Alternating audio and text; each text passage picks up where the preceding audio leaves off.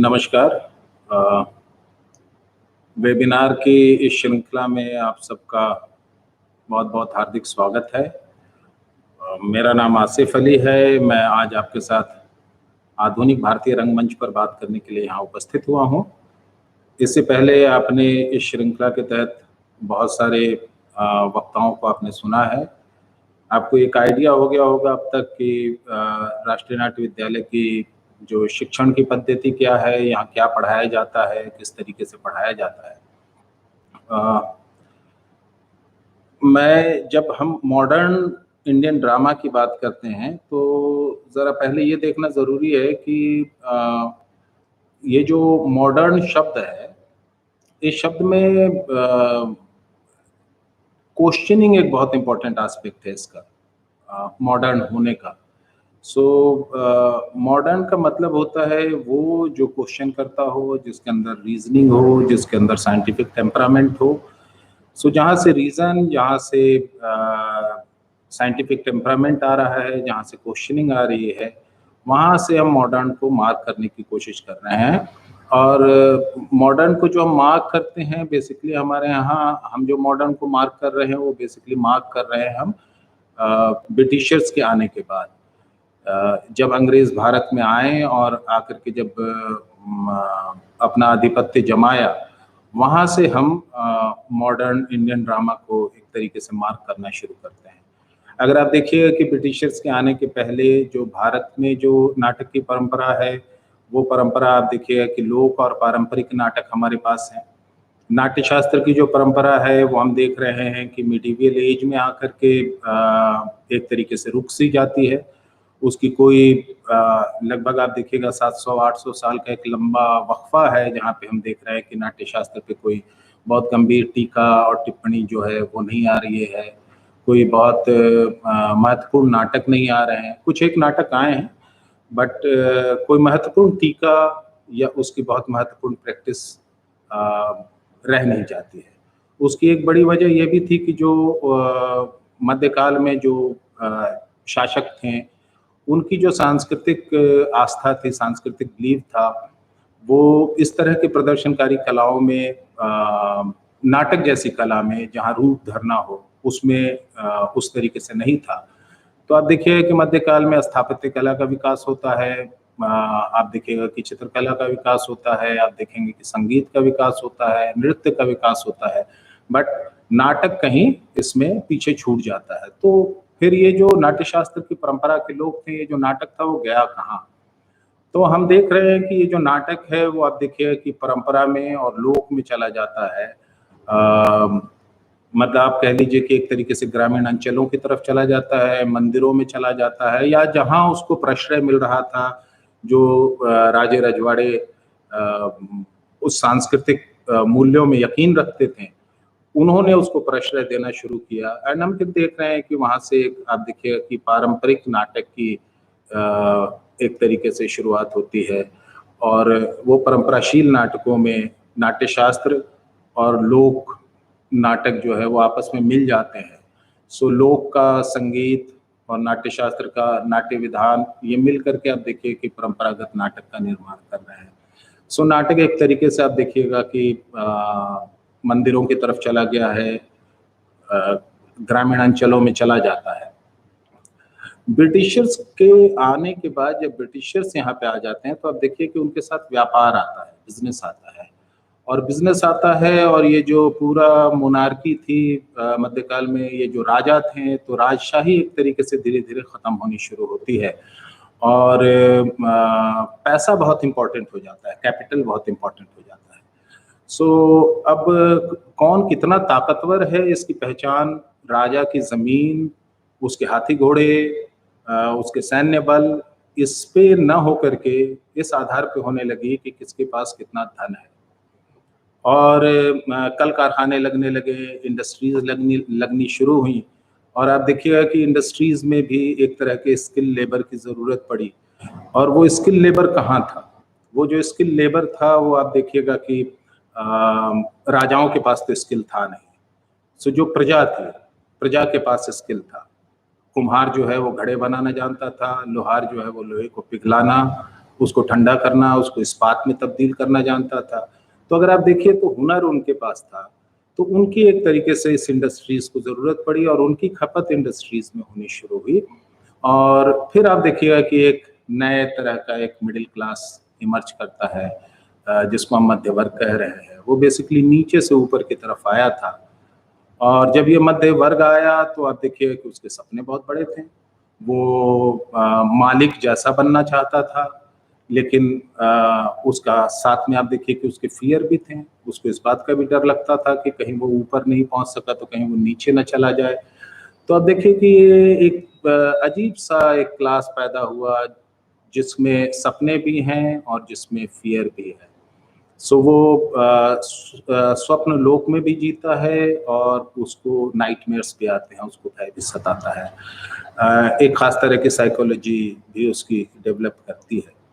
इसी इंडस्ट्रियलाइज़ेशन के दौर में आप देखिएगा कि अर्बन सेंटर का भी विकास होता है, नगरों का विकास होना शुरू होता है। इससे पहले जो नगर हैं, वो नगर कैसे हैं? आइदर वो कैपिटल सिटी हैं या फिर वो रिलीजियस सिटी हैं। जैसे अगर आप उज्जैन को देखिएगा तो वो रिलीजियस सिटी है, बनारस आप देखिए तो वो रिलीजियस सिटी है, लेकिन अगर आप लखनऊ देखिएगा तो वो नवाबों का शहर है। दिल्ली अगर आप देखिएगा तो कैपिटल सिटी है, आगरा देखिएगा तो वो कैपिटल सिटी है।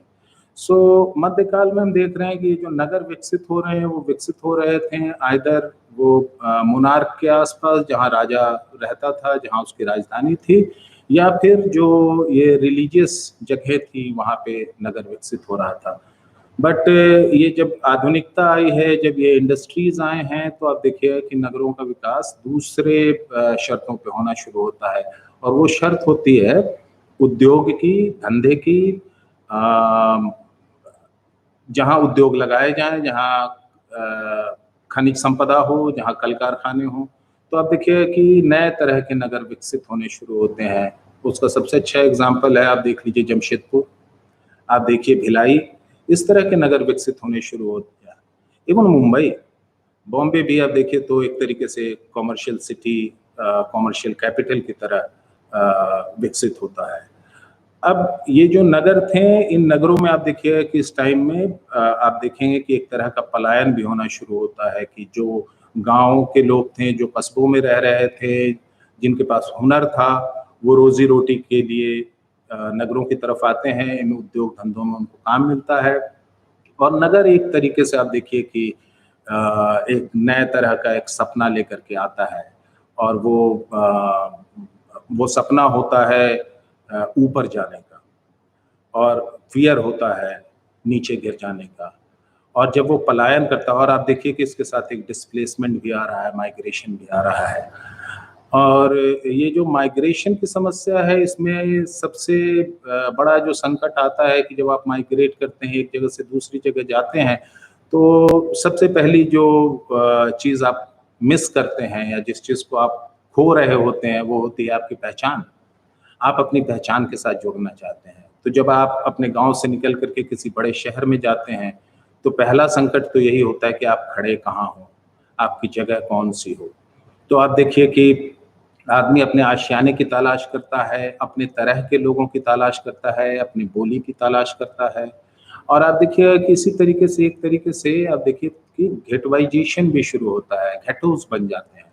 जैसे अगर बिहार के लोग आ रहे हैं, तो वो आता है तो वो अपने तरह के लोगों को ढूँढता है और फिर आप देखिएगा कि बिहार के लोग एक ख़ास इलाके में रहने लगते हैं। जो लोग पहाड़ से आते हैं, वो अपने तरह के लोग, अपने तरह का खान-पान ढूँढते हैं, अपने तरह की संस्कृति ढूँढते हैं, तो एक तरह के जगह पे रहने लगते हैं। सो आप देखिए कि एक तरह से धीरे-धीरे गेटो भी बन जाता है और म जो ये पहचान का संकट है, ये पहचान का संकट हमें ले जाता है, हम अपने लिए घर ढूँढते हैं। सो घर एक रियलिटी बन जाती है, घर एक नए किस्म का जिसको कहा जाए एक सच बन जाता है। अब आप देखिए कि ये जो मिडीवियल पीरियड है, इसमें जो परफॉर्मिंग आर्ट हैं, इसमें जो प्रदर्शनकारी कलाएँ हैं, उसका नायक कौन है? तो उसमें आप देखिए कि उसका नायक जो है वो राजा-महाराजा है, देवी-देवता हैं, दानव हैं। लेकिन जब ये आप कह लीजिए कि आधुनिकता जब आती है और जब उद्योग धंधे आते हैं, कैपिटल बहुत इम्पोर्टेंट हो जाता है, तो आप देखिए कि नायक बदल जाता है। अब कहानी राजा रजवाड़ों की नहीं है, अब कहानी सिर्फ देवी देवता की नहीं है, अब कहानी एक आम इंसान की है, कॉमन मैन के सफरिंग की है, उसके संघर्ष की है। आप कह लीजिए कि उसके एक तरीके से स्व की कहानी है।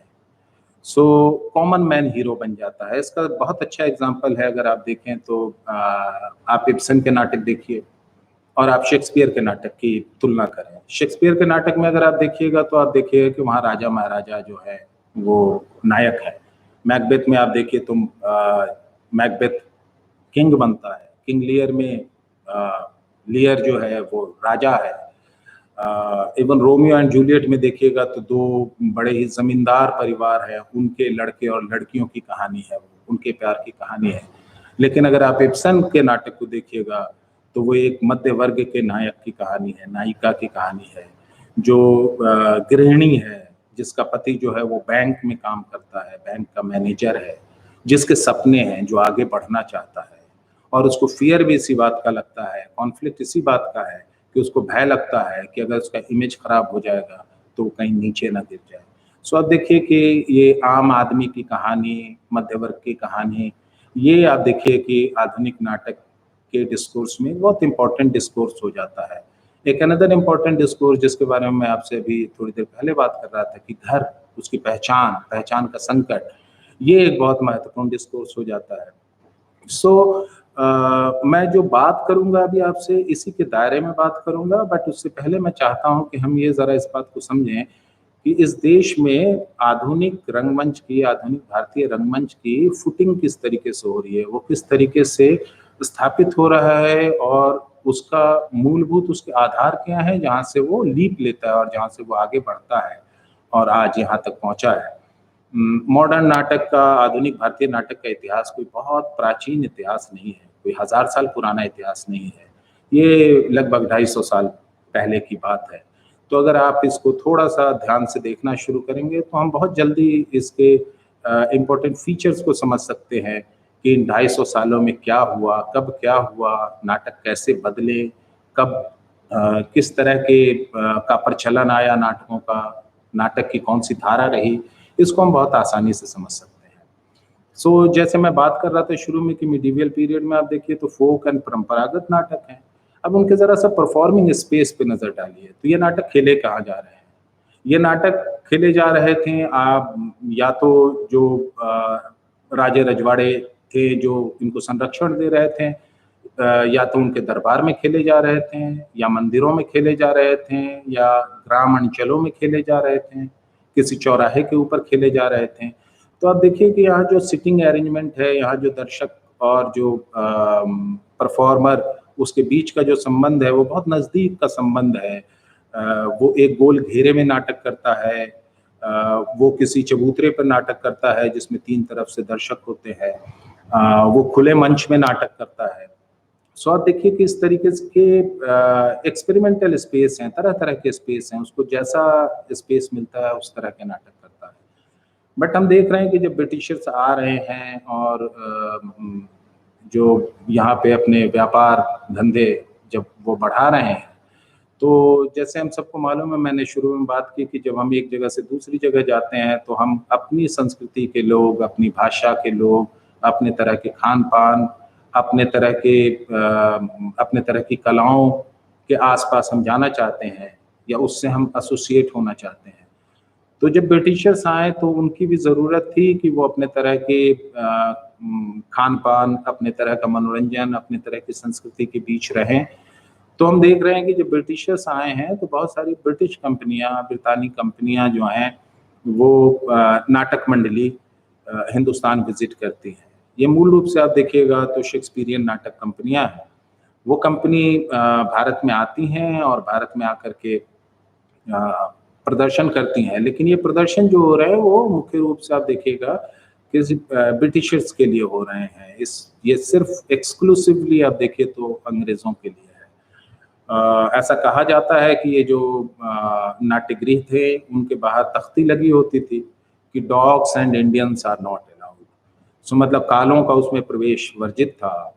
भारतीयों के लिए नाटक ब्रितानवी नाटक या शेक्सपियरियन नाटक जो ब्रिटिश कंपनियां आ रही थी, उनको देख पाना थोड़ा-सा मुश्किल हो रहा था। तब हम देख रहे हैं कि जो भारत का एक जो एलीट वर्ग था, जो अंग्रेज़ों के काफ़ी नज़दीक था, एक तो उसका थोड़ा बहुत एक्सपोज़र इस तरह के नाटक से होता है और ये चूँकि नाटक भारत के लिए बड़ा ही नए किस्म के नाटक थे। इससे पहले वो अपने लोक और परंपरागत नाटकों को ही देख रहा था। तो ये जो नया नाटक आया था इसको लेकर के खास तरह का कौतूहल भी था कि ये कैसा होता है, इसको देखा जाए। और फिर हम देख रहे हैं कि यहाँ से एक तरीके से नए भारतीय नाटक की यहाँ से शुरुआत होती है। अब ये जो कंपनियाँ आ रही थी परफ़ॉर्म करने के लिए, तो इनको परफ़ॉर्म करने के लिए एक ख़ास तरह की जगह की भी ज़रूरत थी। तो हम देख रहे हैं कि आप देखिए कि स्पेस का निर्माण होता है और नाट्यगृह बनते हैं। पहला नाट्यगृह जो है वो 1753 में प्ले हाउस नाम से कलकत्ता के अंदर बनाया जाता है। फिर 1776 में हम देख रहे हैं कि बॉम्बे के अंदर, मुंबई जो आज का मुंबई है, वहाँ पे एक प्ले हाउस बनता है। फिर हम देख रहे हैं कि 1795 में एक थिएटर बनता है जिसको बंगाली थिएटर कहते हैं। फिर 1853 में हम देख रहे हैं कि ग्रैंड रोड थिएटर मुंबई में तब के बॉम्बे में बनता है। तो ये कुछ नए प्ले हाउस आते हैं, नए प्रदर्शन की जगहें आती हैं जहाँ नाटक खेले जाएँ। अब ये जो प्रदर्शन की ये जो प्ले हाउस हैं ये किस तरह के हैं? तो आप देखिए कि ये जो आज का आप प्रोसिनियम थिएटर देखते हैं, ये प्ले हाउस प्रोसिनियम थिएटर जैसे हैं। आप अ, अपने शहरों में जिस तरह का रंगमंच आप देखते हैं, प्रेक्षागृह देखते हैं, ये उस तरह के प्रेक्षागृह हैं। ये जो भारतीय परंपरा के जो प्रदर्शन स्थल थे उससे बहुत भिन्न है। एक तरीके से 4 दीवारों के अंदर अ, एक बंद कमरे में अभिनेता और दर्शक को बैठाया जा रहा है। अभिनेता और दर्शक के बीच में एक खास तरह की दूरी भी है और उसको डिक्टेट कर रहा है एक प्रोसिनियम आर्च है। मतलब आप इस तरह से कल्पना करें कि 4 दीवारों का एक घर है और उसकी एक दीवार सामने से हटा दी गई है और उस दीवार के दूसरी तरफ दर्शक बैठे हुए हैं और वो दूर से बैठकर उस घर के अंदर होते हुए कार्य व्यापार को देख रहे हैं। सो आप देखिए कि ये प्रोसिनियम का स्ट्रक्चर आया। अब इस थोड़ा-सा बहुत इंटरेस्टिंग है कि कैसे स्ट्रक्चर परफॉर्मेंस को डिक्टेट करने लगता है। तो ये प्रोसिनियम जो स्पेस थे, ये जो आया था ख़ास करके शेक्सपियरियन नाटक के लिए, ये एक तरीके से नाटक करने के तौर तरीके को डिक्टेट करने लगा। तो अब आप देखिए कि इसमें दर्शक जो है सामने बैठा हुआ है। तो जैसे हम भारतीय परंपरा में देख रहे हैं कि 3 तरफ दर्शक है, चारों तरफ दर्शक है, यानी अभिनेता अपने चारों तरफ के दर्शक को ध्यान में रख कर के अभिनय कर रहा था। अब यहाँ पे जो अभिनय हो रहा है वो आपको फ्रंटल करना है, यानी क्योंकि दर्शक जो है वो सामने की तरफ बैठा हुआ है। अब इसमें अभिनेता मंच पे प्रवेश कैसे करेगा? तो आप देखिए कि प्रवेश के लिए बाईं तरफ और दाईं तरफ जो विंग्स के जो स्पेस हैं, जहाँ पर्दे लगा दिए गए हैं, आप वहीं से प्रवेश कर सकते हैं। फिर आप देखिएगा कि शेक्सपियरियन थिएटर में, ग्लोब थिएटर के अंदर एक और कन्वेंशन था कि मंच के ऊपर पिट बना दिया जाता था, ट्रैप डोर होता था एंड उस ट्रैप डोर मतलब आप मंच पे एक दरवाज़ा नुमा आप मंच को आप खोलते थे और नीचे से कुछ प्रवेश कर सकता था। सो एक ट्रैप डोर जैसी चीज़ भी थी, तो जब आपको कुछ इस तरीके के दृश्य आपको दिखलाने होते थे जिसमें कोई देवी-देवता, राक्षस इस तरह के जो दृश्य होते थे उसमें आप देखिए तो ट्रैप डोर का इस्तेमाल हो रहा था। फिर आप देखिए कि ऑर्केस्ट्रा पिट है। ये प्रोसिनियम आर्च और दर्शकों के बीच में एक गड्ढा आप समझ लीजिए कि 3-4 फीट नीचे जहाँ पे ऑर्केस्ट्रा और म्यूजिशियन बैठते थे, वहाँ से वो म्यूज़िक और ऑर्केस्ट्रा का काम करते थे। सो ये कुछ फीचर्स थे उसके एंड ये फीचर ह्यूजली डिक्टेट कर रहे थे परफॉर्मेंस स्टाइल को और इनसे आप देखिए कि ये जो नए रंगमंच का जो परफॉर्मेंस स्टाइल आया या जो मॉडर्न इंडियन थिएटर का परफॉर्मेंस स्टाइल आया, वो बहुत हद तक इससे डिक्टेटेड रहा। यानी कि आप जो कुछ भी करेंगे वो इस चारदीवारी के अंदर आप करेंगे। अ, अब तक आप देखिए कि ये जो नाटक हो रहे हैं ये ब्रिटिश हुकूमत के लिए हो रहे हैं, शेक्सपियरियन हैं अब इसमें हमको पहला जो भारतीय नाटक, जिसको हम भारतीय नाटक कह रहे हैं, वो हमको मिलता है 1795 में।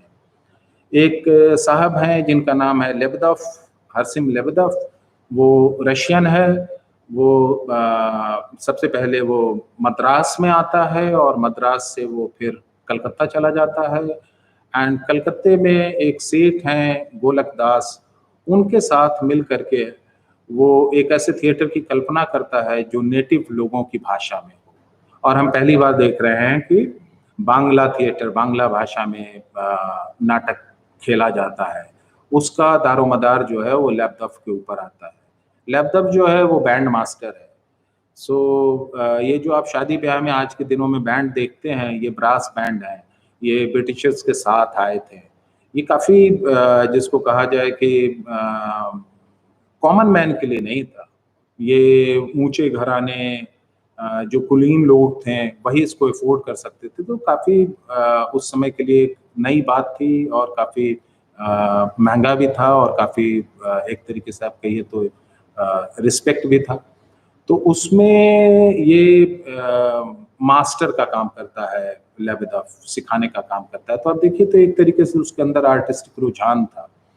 तो वो सेठ गोलक चंद के साथ मिल करके नाटक करता है। ये लोग अपना थिएटर बनाते हैं, क्योंकि ब्रिटिश जो प्ले हाउसेस थे उसमें नाटक करना इनके लिए संभव नहीं था, क्योंकि जैसा मैंने शुरू में कहा कि इंडियंस वर नॉट अलाउड, भारतीय उसमें उनको प्रवेश उनका वर्जित था।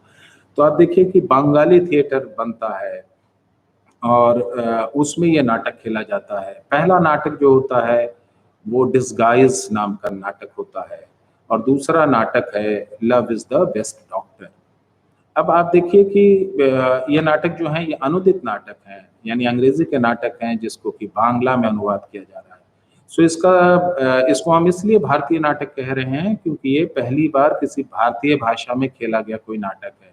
इसलिए इसका आधुनिक जो इसका संदर्भ है वो बहुत, जिसको कहा जाए, तेज हो जाता है, बहुत महत्वपूर्ण हो जाता है। दूसरी बात क्या थी कि ये टिकटेड शो थे, टिकट लगाए गए थे। टिकट के साथ और कैपिटल के साथ एक आइडिया ऑफ डेमोक्रेसी भी आता है, यानी जो टिकट खरीद सकता है वो आगे बैठेगा। अगर आपके अंदर परचेजिंग कैपेसिटी है तो आप अपने पसंद का टिकट खरीद करके आप अपनी पसंद की सीट पे बैठ सकते हैं। वहाँ पे किसी तरीके के आप देखिए कि कोई कास्ट सिस्टम या कोई हायरार्की वर्क नहीं करती है, कि मतलब आप अगर ब्राह्मण हैं तो आपके बगल में कोई नीची जात का आदमी या दलित आदमी जो है वो नहीं बैठेगा, या कोई मुस्लिम नहीं बैठेगा। सो आप देखिए कि ये टिकट्स ने एक तरीके के इस तरह के जो हायरार्की थे, इस तरह के जो कास्ट सिस्टम थे, उसको भी टिकट्स ने ब्रेक किया और एक तरह से डेमोक्रेसी का एक आइडिया लेकर के आया। बट आप इंटरेस्टिंगली देखिएगा कि ये जो नाटक हैं ये कोई बहुत गंभीर विषय के नाटक नहीं है। जैसे love is the best doctor आप देखें तो टाइटल से ही पता चलता है। अगर इसको हिंदी में मैं ट्रांसलेट करूं तो इसका अनुवाद होगा कि प्रेम जो है वो हर रोग की दवा है। सो आप देखिए कि इसका टाइटल ही जो है वो बहुत हल्का फुल्का कॉमिक सैटारिकल, जहाँ पे आपको हंसी आए, जहाँ थोड़ा फन करें, सो इस तरह का है। सो विषय तो बहुत गंभीर नहीं है, लेकिन ऑफ कोर्स जो इसका परफॉर्मेंस वो हमारे लिए बहुत महत्वपूर्ण है, क्योंकि वो बांग्ला में खेला गया। उसके बाद आप देखिए कि बांग्ला में माइकल मधुसूदन दत्त हैं। माइकल मधुसूदन दत्त आप देखिए कि कुलीन बांग्ला परिवार से बिलोंग करते हैं और अंग्रेजी में शिक्षा दीक्षा होती है। उनका नाम माइकल मधुसूदन दत्त है क्योंकि वो बाद में क्रिश्चियन बन जाते हैं, क्रिश्चियनिटी को अख्तियार कर लेते हैं। सो एक तरीके से उनका बांग्ला समाज में रिजेक्शन भी होता है, क्योंकि कुलीन बंगालियों को ये लगता है कि अगर कुलीन घरानों के लोग इस तरीके से कन्वर्ट होने लगेंगे तो बांग्ला संस्कृति का क्या होगा, हिंदू संस्कृति का क्या होगा। बट माइकल मधुसूदन का जो कंट्रीब्यूशन है वो बहुत इंपॉर्टेंट कंट्रीब्यूशन है। माइकल मधुसूदन जो है वो शर्मिष्ठा नाम का एक प्ले लिखते हैं बेसिकली आप देखिए तो जो हिपोक्रेसी है समाज के अंदर, ऑर्थोडॉक्सी है, उस पे वो प्रहार कर रहे हैं। सो आप देखेंगे कि उसका एक सामाजिक संदर्भ बनता है। उनका एक दूसरा नाटक है जिसका अंग्रेजी में अगर नाम ले तो उसका नाम होगा new feather on an old bird's neck. मतलब एक बूढ़ी चिड़िया के गर्दन पे नए नए बाल उगाए हों। हिंदी इस एक मुहावरा भी है इससे मिलता जुलता, बूढ़ी घोड़ी लाल लगाम। सो आप इसके टाइटल से ही आपको समझ में आ रहा होगा कि वो किस तरीके से ये जो हिपोक्रेसी है बेसिकली उसको किस तरीके से टारगेट कर रहे हैं। सो बेसिकली आप देखिए कि ऑर्थोडॉक्सी पे, हिपोक्रेसी पे वो चोट करते हैं।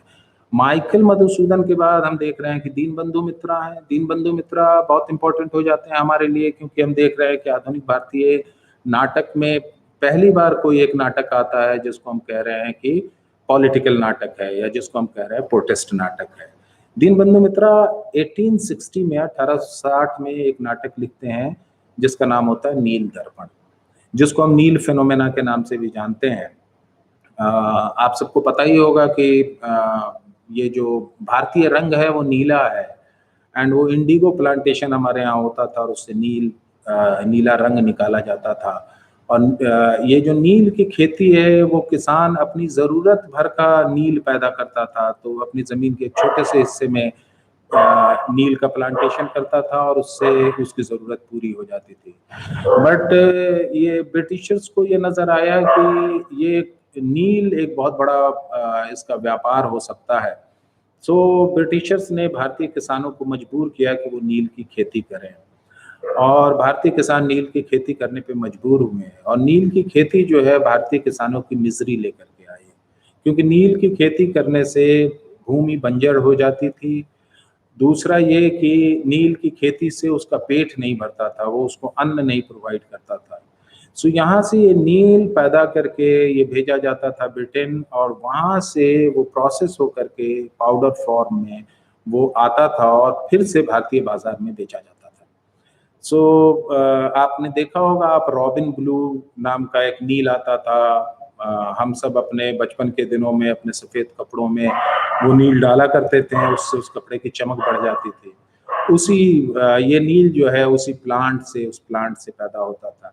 सो ये जो भारतीय किसान था उसकी बहुत मिजरेबल स्थिति थी और वो स्थिति क्यों हो गई थी, क्योंकि ब्रितानी हुकूमत की ज़्यादतियों से हुआ था, उनकी जोर की वजह से हुआ था। तो दीनबंधु मित्रा इसको लेकर के एक नाटक लिखते हैं और नील किसानों की दशा उसमें बयान की जाती है। उसमें एक सीक्वेंस है जहाँ की जो एक अंग्रेज ऑफिसर है वो नील की खेती करने वाले किसान की प्रेग्नेंट बीवी के साथ जाती करने की कोशिश करता है एंड वो उसको एक झापड़ मारती है।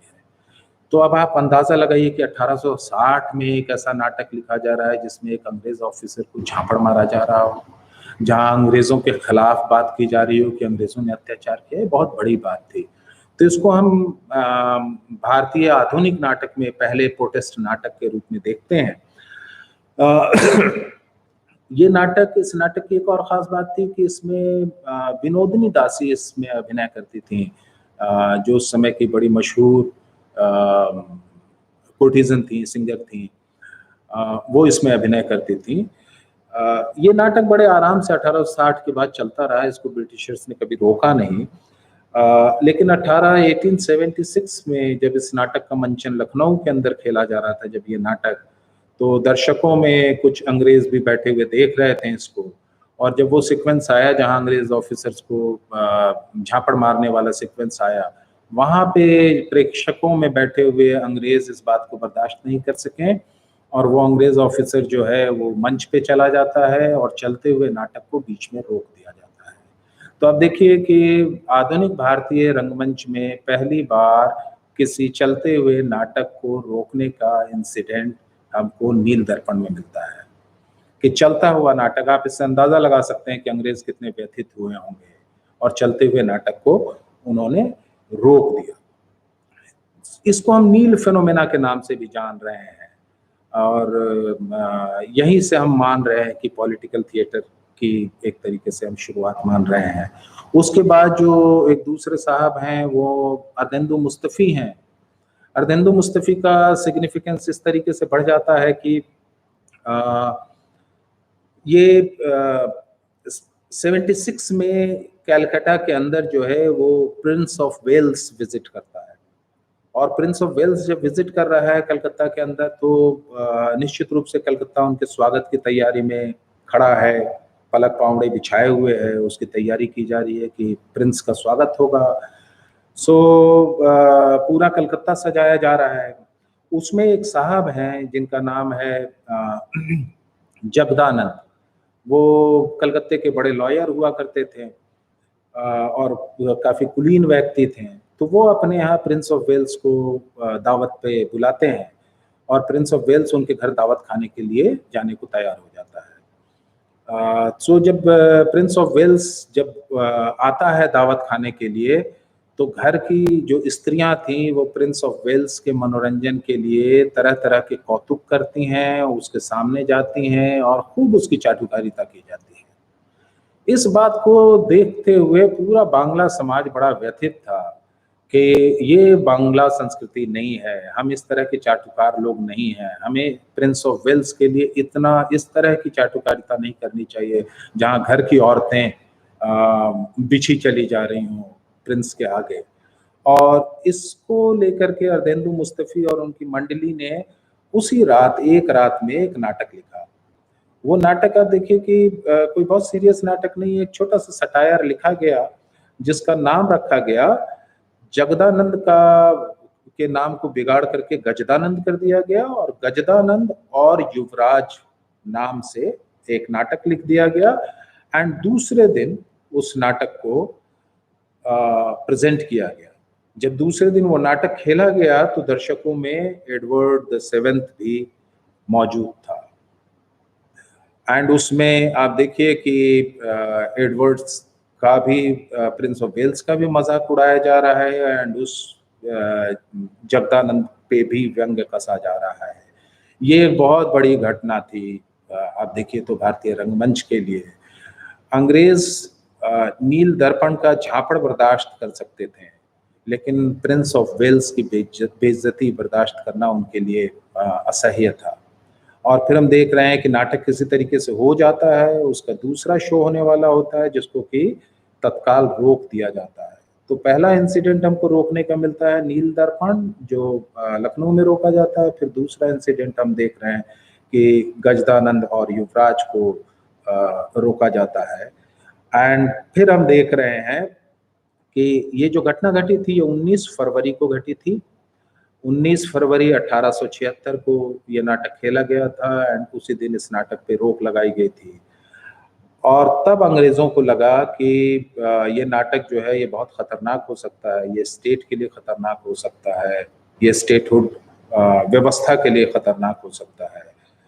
और हम देख रहे हैं कि बहुत जल्दी में आप अंदाजा लगाइए कि 19 फरवरी को ये नाटक खेला गया और 29 फरवरी को सिर्फ 10 दिनों के अंदर एक कानून लाया गया और वो कानून था ड्रामेटिक परफॉर्मेंस कंट्रोल एक्ट। यानी ये जो ड्रामेटिक परफॉर्मेंसेस है उनको कैसे कंट्रोल किया जाए, उनको कैसे रोका जाए, उन पे किस तरह की खेलने की कौन कौन सी शर्तें होंगी, इस तरह की शर्तों वाला एक एक्ट लाया गया। और ये एक्ट ऐसा एक्ट था जिसको हम कहते हैं कि वैसे नाटक जो सत्ता को थोड़ा अनकंफर्टेबल करते हों, जो किसी की भावनाओं को भड़काते हों, जो धार्मिक या जातीय विद्वेष पैदा करते हों, इस तरह की तमाम शर्तें उसमें रखी गई ताकि नाटक को आसानी से रोका जा सके। सो आप देखिए कि ये जो 1876 में ये ड्रामेटिक परफॉर्मेंस कंट्रोल एक्ट आ रहा है, अब तक हम क्या देख रहे हैं कि नाटक जो है लेबदफ से होता हुआ, माइकल मधुसूदन से होता हुआ, दीनबंधु मित्रा से होता हुआ, अर्देंदु मुस्तफ़ी से तक आता है और हम देख रहे हैं कि वो किस तरीके से अपने समसामयिक विषयों पे प्रतिक्रिया कर रहा है, बट उस तरह की प्रतिक्रिया पे एक तरीके का रोक लगा दिया जाता है।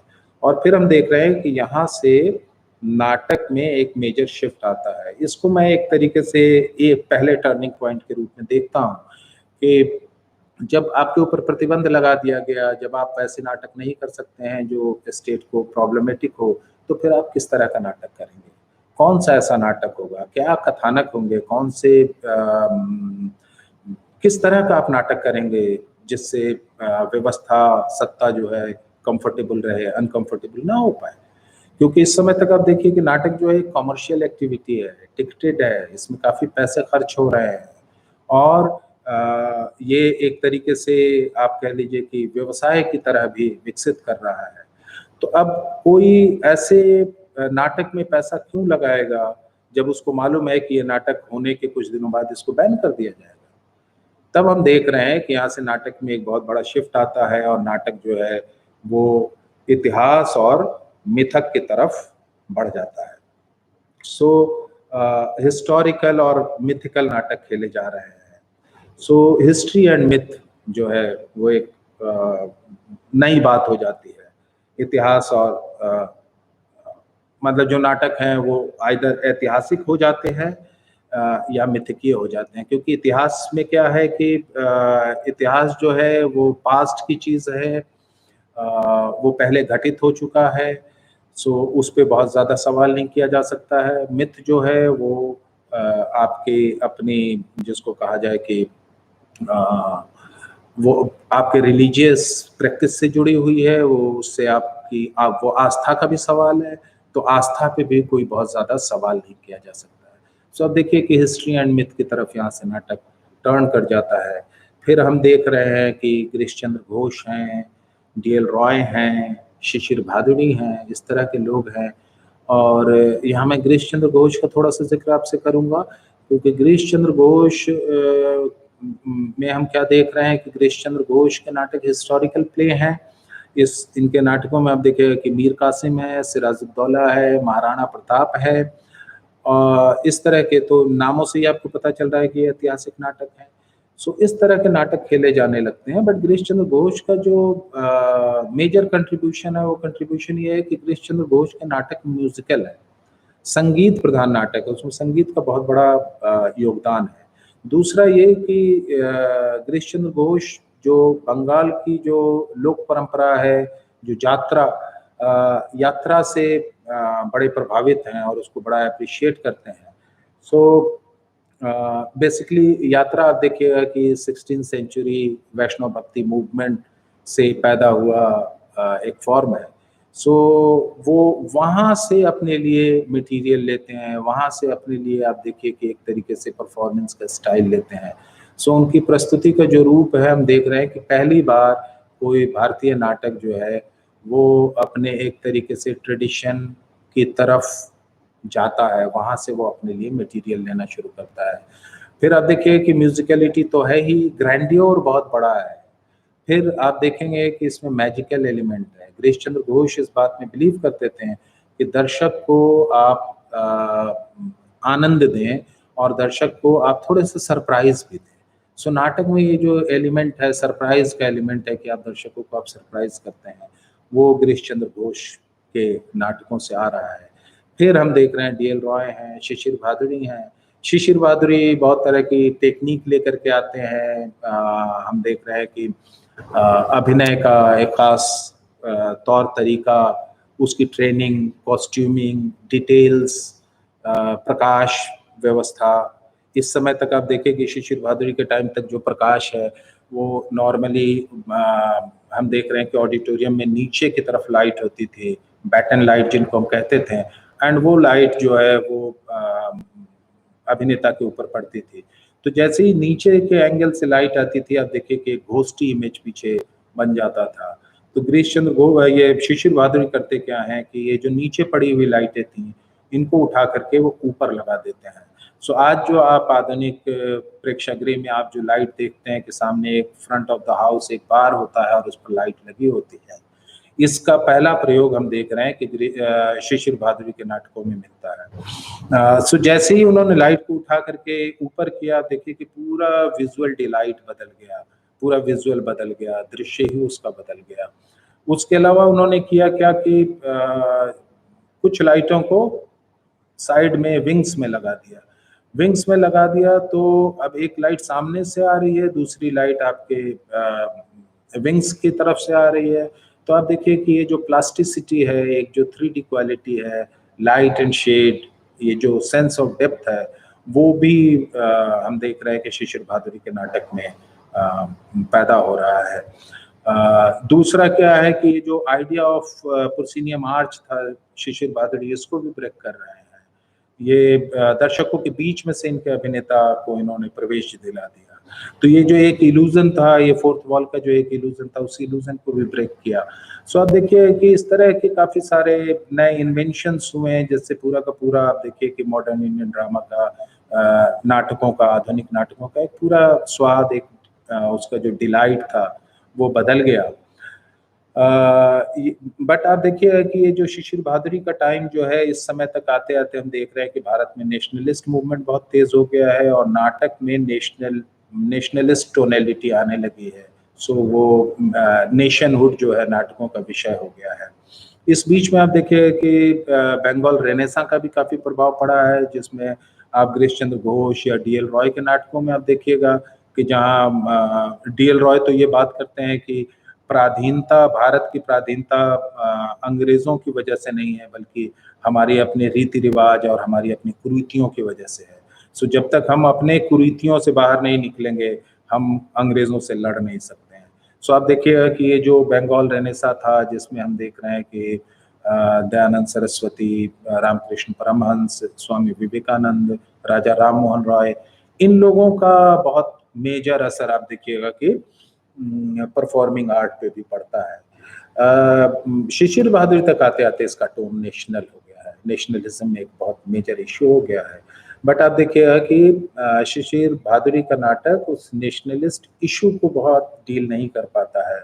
इसलिए हम देख रहे हैं कि इतने सारे इन्वेंशन करने के बावजूद भी शिशिर भादुरी का नाटक उतना पॉपुलर नहीं हो पाता है। फिर आप देखिएगा कि एक बहुत मेजर जिसको कहा जाए कि हैपनिंग होती है, ये वो दौर है जिस समय जयशंकर प्रसाद हैं हिंदी में, और ये वो दौर है जिस समय प्रेमचंद आ चुके हैं और प्रेमचंद लिख रहे हैं। सो इसी समय एक बहुत इम्पोर्टेंट घटना घटती है, वो ये होती है कि प्रोग्रेसिव राइटर्स एसोसिएशन की स्थापना होती है, और ये 1936 में है, 1936 में। अब प्रोग्रेसिव राइटर्स एसोसिएशन की जो स्थापना हो रही है, उसका महत्व ये है कि अब तक हम क्या देख रहे हैं कि जितनी बातें हो रही थी वो हिस्ट्री और मिथ के दायरे में हो रही थी। पहली बार आकर के हम देख रहे हैं कि जो कहानीकार, उपन्यासकार, साहित्यकार हैं, उनको ये लगने लगता है कि अब हमें अपनी बात कहने के लिए किसी सहारे की ज़रूरत नहीं है, हम किसी और के माध्यम से हम अपनी बात नहीं कहेंगे, बल्कि हमें जो भी बात कहनी है वो अपने तरीके से कहेंगे। तो अब देखिए कि यहाँ से एक तरीके से रियलिस्ट मोड आना शुरू होता है, एंड इसमें प्रेमचंद जैसे राइटर हैं। तो आप प्रेमचंद की कहानियाँ देखिएगा तो कहानियाँ कैसी हैं, वो जो उनके ग्राम अंचल की, जो उनका अपना यथार्थ है, उस यथार्थ के ताने बाने में वो नाटक कर रहे हैं। अब आप समय बहुत कम है, बातें बहुत सारी हैं। मैं थोड़ा सा आपसे पारसी रंगमंच के बारे में भी बात करना चाह रहा था, लेकिन मैं उसको ज़रा स्किप करूँगा। मैं सीधे मराठी रंगमंच की तरफ मैं चल रहा हूँ, एंड थोड़ा सा विष्णुदास भावे के बारे में बात करूँगा कि विष्णुदास भावे जो है वो आप देखिए कि एक तो बंगाल का हमने रंगमंच देखा और अब महाराष्ट्र के रंगमंच, इन दोनों में बड़ा फ़र्क है। बंगाल का रंगमंच आप देखिए कि बहुत प्रोसिनियम से जुड़ा हुआ है, बट अगर आप मराठी रंगमंच देखिएगा तो उसका नेचर टूरिंग है, और उसकी शुरुआत आप देखिए तो विष्णुदास भावे से ही हो जाती है। विष्णुदास भावे जो हैं वो कन्नड़ा जानते हैं, म्यूजिक में रुचि है, नृत्य में उनकी दिलचस्पी है, और ये सब उन्होंने सीखा है। तमाशा वो जानते हैं, उनको मूर्ति कला आती है, वो गायन गायन वो जानते हैं। और वो जो है सांगली के महाराज जो हैं वो पटवर्धन, राजा पटवर्धन, उनके दरबार में नौकरी करते हैं, काम करते हैं। और सांगली का जो महाराजा पटवर्धन है, उनका पेट्रोनेज उनको मिला हुआ है। अब महाराजा पटवर्धन के दरबार में 1942 में एक नाटक मंडली आती है कर्नाटक की, वो यक्षगान खेलती है। और उस यक्षगान को देखते हुए पटवर्धन को ये लगता है कि इस तरह का कुछ हमें भी करना चाहिए, और वो विष्णुदास भावे को कहते हैं कि तुम ऐसा ही कुछ तैयार करो। विष्णुदास भावे के पास गायन का स्किल था, लिखने का स्किल था, हस्तकला का स्किल था। तो भावे को पटवर्धन की ये बात अच्छी लगती है, एंड विष्णुदास भावे एक आख्यान लिखना शुरू करते हैं। और वो आख्यान होता है जिसको कहा जाए कालिदास का नाटक वो लेते हैं, शाकुंतल, और शाकुंतल को वो आख्यान में तब्दील करते हैं और वो नाटक लिखते हैं जिसका नाम होता है संगीत शाकुंतल, सीता स्वयंवर, सॉरी, सीता स्वयंवर नाम का पहला आख्यान वो लिखते हैं। और 1843 में वो वहीं पे सांगली के महाराज के दरबार में वो खेला जाता है सीता स्वयंवर, और वो काफी पॉपुलर होता है, काफी पसंद किया जाता है। महाराजा जो ये राजा है सांगली के, वो विष्णुदास भावे को वजीफा भी देते हैं और कहते हैं कि तुम इस तरह के और भी नाटक तैयार करो और भी नाटक खेलो। अब यहाँ से विष्णुदास भावे हम देख रहे हैं कि आख्यान लिखना शुरू करते हैं, और विष्णुदास भावे राम के चरित्र पे 10 आख्यान लिखते हैं। अब आप देखिए कि बड़ा इंटरेस्टिंग है कि विष्णुदास भावे की जर्नी कैसे शुरू हो रही है। अब नाटक करने वाले लोग हैं नहीं, तो विष्णुदास भावे जो है वो घूम करके टैलेंट की तलाश करते हैं। कोंकण के इलाके में जाते हैं, और कोंकण का इलाका जो है वो आप देखिए कि वहाँ पे दशावतार की परंपरा है। सो उस दशावतार के अभिनेताओं को ढूंढते हैं, और यंग अभिनेता जिनसे स्त्री पात्र कराया जा सके। सो वहाँ से वो अभिनेताओं को लेकर के आते हैं, अपनी मंडली बनाते हैं, उनको अपने तरीके से ट्रेंड करते हैं, और एक तरीके से सारे अभिनेता, सारी पूरी मंडली मिल करके ये आख्यान तैयार करने और उसको खेलने का काम करती है। सो वो रामचरित्र के ऊपर आख्यान करते हैं, और वो 10 ऐसे आख्यान करते हैं जो सांगली के दरबार में खेला जाता है। बट फिर हम देख रहे हैं कि सडनली जो सांगली के महाराजा हैं पटवर्धन, उनका देहांत हो जाता है, और उनके देहांत के बाद जब उनके पुत्र आते हैं तो उनको लगता है कि ये जो वजीफा मिल रहा है और जो इतना खर्चा होता है विष्णुदास भावे और उनके लोगों पर, वो खर्चा उठाना शायद संभव नहीं है। तो विष्णुदास भावे को कहते हैं कि भाई अब हमारे लिए वजीफा देना मुश्किल है। तब वहां से हम देख रहे हैं कि विष्णुदास भावे जो है एक तरीके से दरबार से निकलते हैं और टूर करना शुरू करते हैं, और यहाँ से हम देख रहे हैं कि एक तरीके से टूरिंग थिएटर का की शुरुआत हो रही है। अब आप देखिए तो इसका स्ट्रक्चर बहुत इंटरेस्टिंग है। ये बेसिकली दशावतार का स्ट्रक्चर है। इसमें सूत्रधार शुरू में आता है और आकर के वो नांदी पाठ करता है, उसके साथ विदूषक आता है, फिर गणेश की अर्चना की जाती है, फिर सरस्वती आती हैं और सरस्वती मोर पर सवार हैं, फिर सरस्वती की आराधना होती है, और सरस्वती की आराधना के बाद हम देख रहे हैं कि एक यंग अभिनेताओं का एक लॉट आता है और वो आकर के गाना बजाना करता है, और फिर नाटक जो है वो खेला जाता है। और नाटक में जो संवाद का जो पोर्शन है वो अभिनेताओं के पास बहुत छोटा होता था, और मूल नाटक जो है वो सूत्रधार गा करके बताता था। तो सूत्रधार मंच के कोने पे रहता था और वो गाता था, और बीच बीच में संवाद बोला जाता था। और जब दूसरा चरित्र किसी चरित्र से सवाल करता था तो वो चरित्र है वो ये कहता था, संगतो श्रवण करा, मतलब लेंड मी योर ईयर, तुम अब मुझे अपना कान दो। और ऐसा कहने के बाद हम देख रहे हैं कि सूत्रधार जो है उसकी बात सिंगिंग में उसको नरेट करता था। तो सिंगिंग इसका एक बहुत मेजर एस्पेक्ट था। तो ये सांगली के दरबार से निकल करके ये अलग अलग जमींदारी और राजवाड़ों के बीच में ट्रेवल करना शुरू करते हैं। जामखंड, मुधोल, कोल्हापुर, मिरज, इन इलाकों में जाते हैं, नरसिम्हा और हरिश्चंद्र जैसे नाटक खेले जाते हैं, जो कि काफ़ी इमोशनल ड्रामा है, इमोशन पे काफ़ी ज़ोर होता है।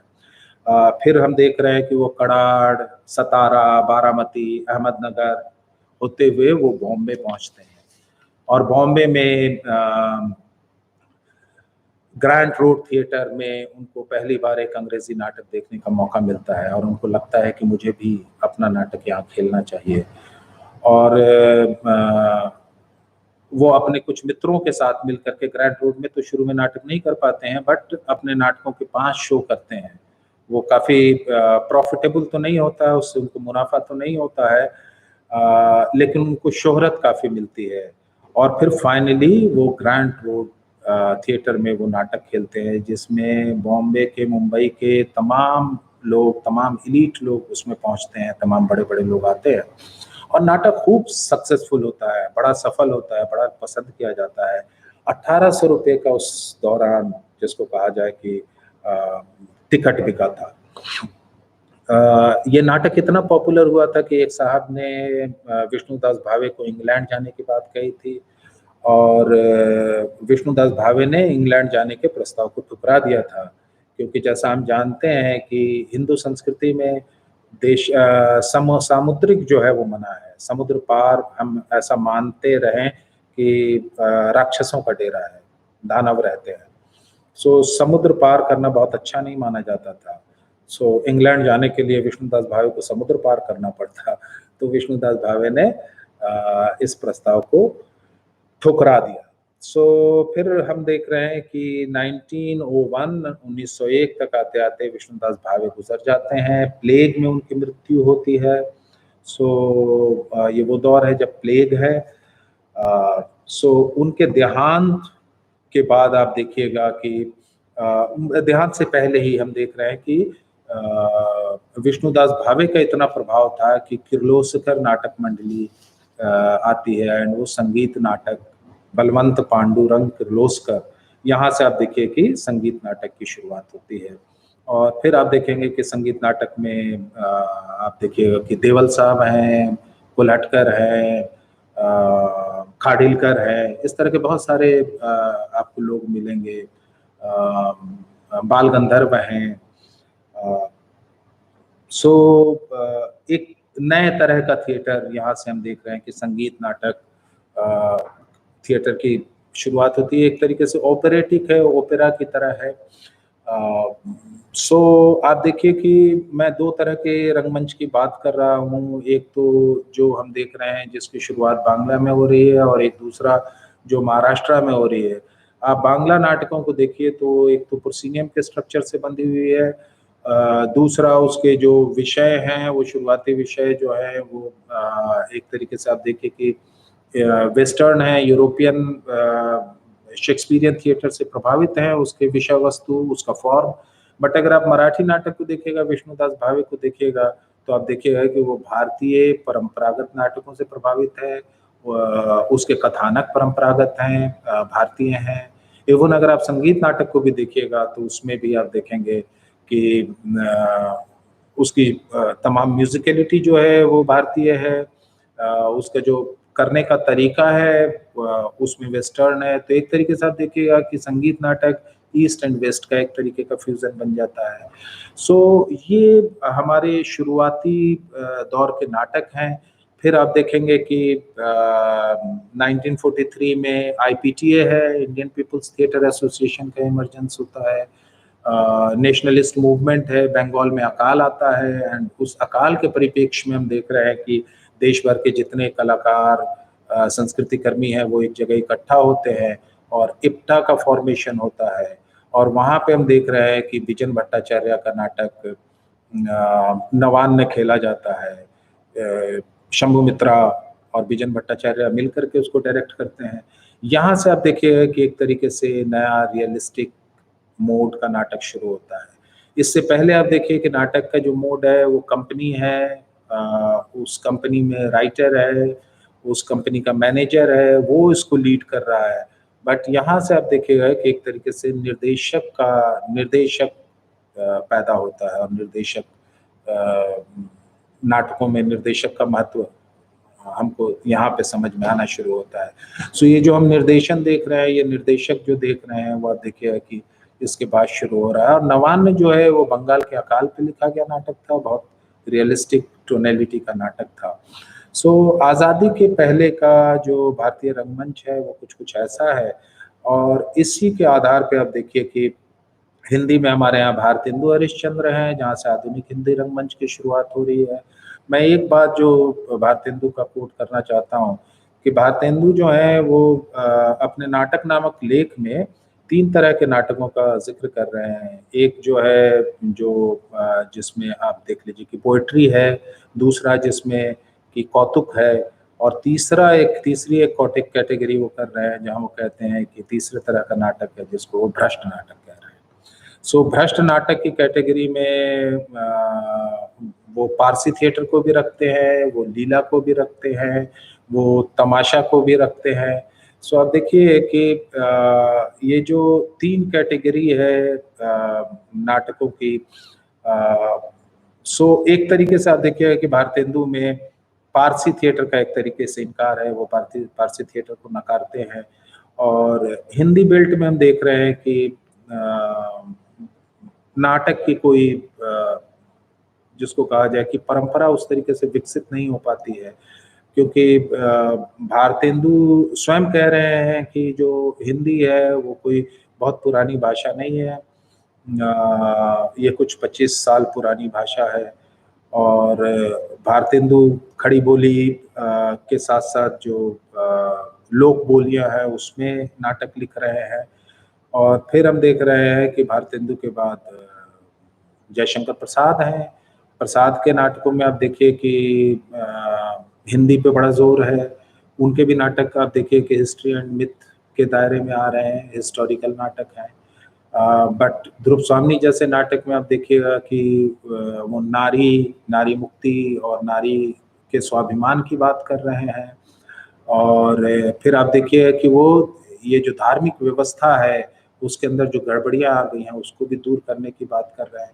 बट आप देखेंगे कि ये जो 1930 जब का दौर आते आते हम देख रहे हैं कि सिनेमा का भी इमरजेंस हो गया है। एंड सिनेमा के इमरजेंस के साथ ही हम देख रहे हैं कि ये जो मराठी नाटकों में जो संगीत नाटक की परंपरा थी वो भी यहाँ से डिक्लाइन कर रही है। एंड दूसरा जो एक हिंदी नाटक की जो एक परंपरा बनने की संभावना जो हमको जयशंकर प्रसाद से मिलनी शुरू होती है उसको भी एक धक्का पहुंचता है। और हम देख रहे हैं कि हिंदी पट्टी में कोई इस तरह की परंपरा बहुत विकसित नहीं हो पाती है। सो एंड देन उसके बाद 1947 है, भारत की आज़ादी है। एंड उसके बाद आज़ादी के बाद का नाटक है और आज का नाटक है। सो अगर आप देखिए तो अगर आप विष्णुदास भावे के नाटक को देखिए तो आप देखिएगा कि किस तरीके से नाटक मंडली तैयार की जा रही है और किस तरीके से काम किया जा रहा है। सो जब हम कोलैबोरेटिव वर्क की बात करते हैं तो मुझे कई बार लगता है कि विष्णुदास भावे का नाटक भी बड़ा कोलैबोरेटिव नेचर का नाटक था। एंड एक तरीके से जहाँ वो अभिनेताओं को तलाश रहे हैं, जहाँ वो मंच सामग्री लोग मिल करके बना रहे हैं, जहाँ एक साथ रहते हैं, एक खास तरह के नाटक और उसके विचार से बंधे हुए लोग हैं। सो ये जो आज के नाटक में हम देख रहे हैं कि एक तरह का कोलैबोरेशन हमको देखने को मिलता है।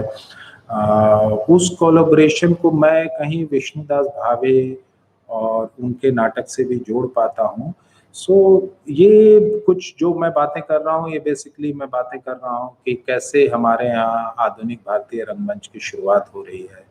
समय बहुत छोटा था तो मैं आपसे आज़ादी के पहले के ही कुछ रेफरेंसेस, कुछ जो मेजर हैपनिंग हुई है आधुनिक भारतीय रंगमंच में उस पे बात कर पाया। कभी दोबारा मौका मिलेगा तो मैं आपसे आज़ादी के बाद के नाटक और आज के समसामयिक नाटक के संदर्भ में भी बात करना चाहूँगा। सो आप सबने मुझे 1 घंटे तक लगातार सुना, बड़े धैर्य के साथ सुना। आप सबका बहुत-बहुत धन्यवाद। अब अगर आपके कुछ सवाल हैं तो वो सवाल मैं लेने के लिए यहाँ बैठा हुआ हूँ और फिर उसको जवाब देते हुए आपसे कुछ बात की जा सकती है। आपके सवाल मैं यहाँ थोड़ा सा अपने मोबाइल और यूट्यूब पे देख रहा हूँ, क्योंकि यहाँ जो सवाल आते हैं उसमें बहुत सारे सवाल छूट जाते हैं, ज़रूरी सवाल।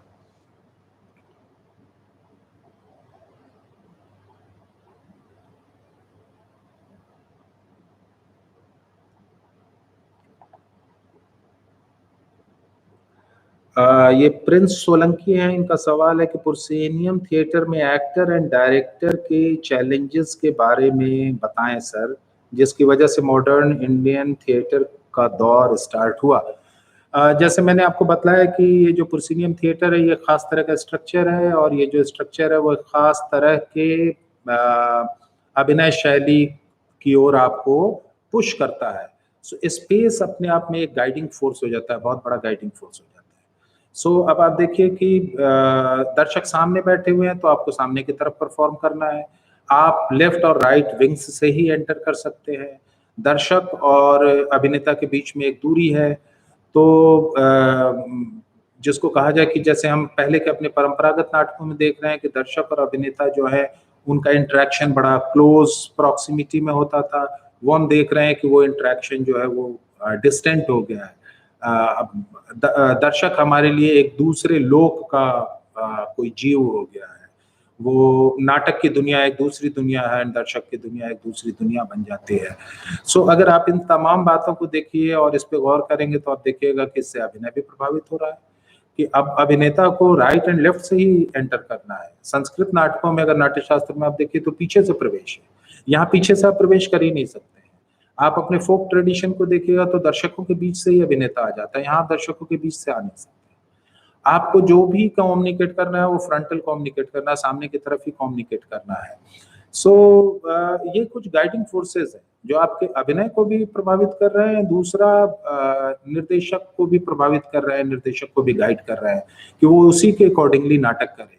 वो जब नाटक अपना बना रहा है, नाटक तैयार कर रहा है, तो उस स्टेज के उस ज्योग्राफी का उसको खास ख्याल रखना पड़ता है कि कौन सा सीन डाउन द स्टेज होगा, कौन सा सीन अप स्टेज होगा, कौन सा लेफ्ट होगा, कौन सा राइट होगा, क्योंकि इस तरह के डिमार्केशन आप देखिए कि प्रोसीनियम में आ गया। फिर मैंने ट्रैप डोर की बात की, ट्रैप डोर है, कुछ अभिनेता नीचे से भी ऊपर आ रहे हैं। ऑर्केस्ट्रा पिट है जहां सामने म्यूजिशियन बैठे हुए। दीज आर द फीचर्स जो कि आप देखिए कि अभिनेता को भी प्रभावित कर रहे हैं और निर्देशक और पूरे नाटक के रूप को प्रभावित कर रहे हैं।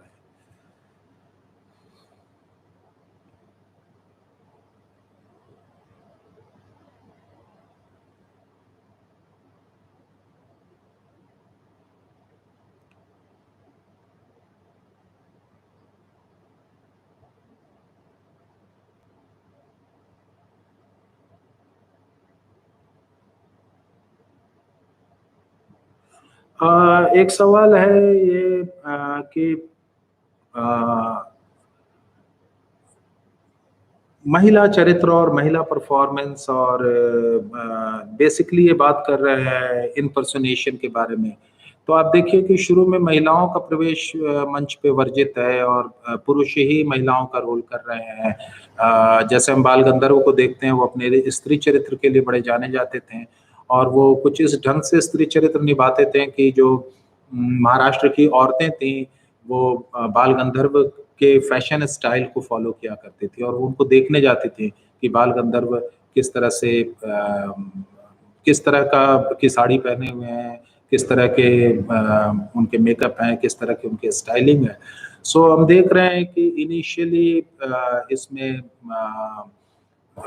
पुरुष ही महिलाओं का रोल कर रहे हैं, बट हम लेटर फेज में हम देख रहे हैं कि इसमें स्त्रियां आनी शुरू होते हैं। एवं संगीत नाटक में भी स्त्रियां आ जाती हैं। बांग्ला नाटक में तो मैंने आपसे विनोदिनी दासी का जिक्र किया ही कि नील दर्पण के समय ही अगर आप देखिए तो विनोदिनी दासी हैं। नौटंकी में अगर आप देखिएगा तो आप देखिएगा कि गुलाब बाई जैसी अभिनेत्री हैं। ये शुरुआती अभिनेत्री हैं जो कि रंगमंच में अभिनय कर रही हैं।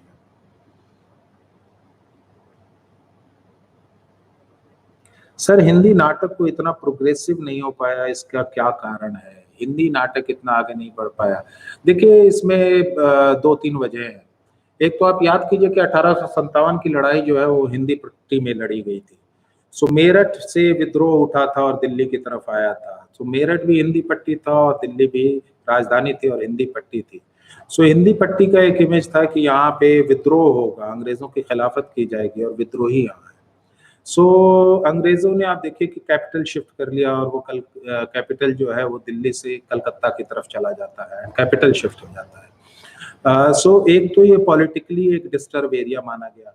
दूसरा, ये पॉलिटिकली चूंकि डिस्टर्ब था, कैपिटल नहीं था, तो आप देखिए कि यहाँ पे इंफ्रास्ट्रक्चर भी डेवलप नहीं हो रहा है। इसके बारे में प्रसाद भी कह रहे हैं, इसके बारे में भारतेंदु भी कहते हैं कि भारतेंदु तो ये कहते हैं कि ये दुर्भाग्य है कि ये जो बैड गवर्नर्स है, बैड गवर्निंग है, उसके और ये जो प्राइवेट फंडिंग है उसके न मिल पाने की वजह से हिंदी नाटक जो है वो खेले नहीं जा पा रहे हैं। प्रसाद भी कुछ इसी तरीके की बात करते हैं कि हिंदी नाटक खेलने के लिए जगह ही नहीं बनाई गई है। और जब प्रसाद ये बात कर रहे हैं तो आप देखिए कि सिनेमा आ गया। तो जो हिंदी नाटकों का जिस तरीके से नाटकों के लिए संसाधन उपलब्ध होने चाहिए, वो आप देखिए कि हिंदी पट्टी में उस तरीके से उपलब्ध नहीं हो पाता है। इंफ्रास्ट्रक्चर नहीं डेवलप हो पाता है, क्योंकि इंफ्रास्ट्रक्चर वहीं डेवलप होगा जहां व्यापार हो सके। और हिंदी पट्टी चूंकि डिस्टर्ब है, पॉलिटिकली बहुत एक्टिव पट्टी थी, तो यहाँ पे इंफ्रास्ट्रक्चर खड़ा करने का मतलब था कि यहाँ हमेशा कुछ न कुछ ब्रिटिशर्स के खिलाफ विद्रोह होता रहता और फिर वो उससे उनका धंधा प्रभावित होता। तो आप देखिए कि हिंदी पट्टी में एक तो इंफ्रास्ट्रक्चर का विकास नहीं होता है।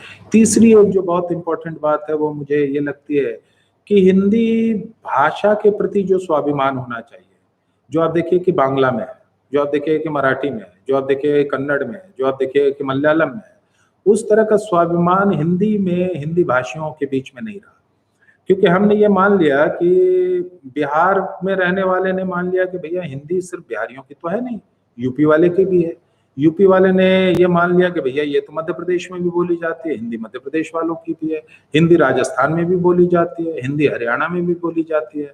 सो ये जो स्वाभिमान होता है, ये जो प्रादेशिक स्वाभिमान होता है, भाषाई स्वाभिमान होता है, वो आप देखिए कि वो हम लोगों में, हिंदी पट्टी वालों में नहीं रहा और वो अपनी भाषा को लेकर के बहुत लापरवाह रहे हैं।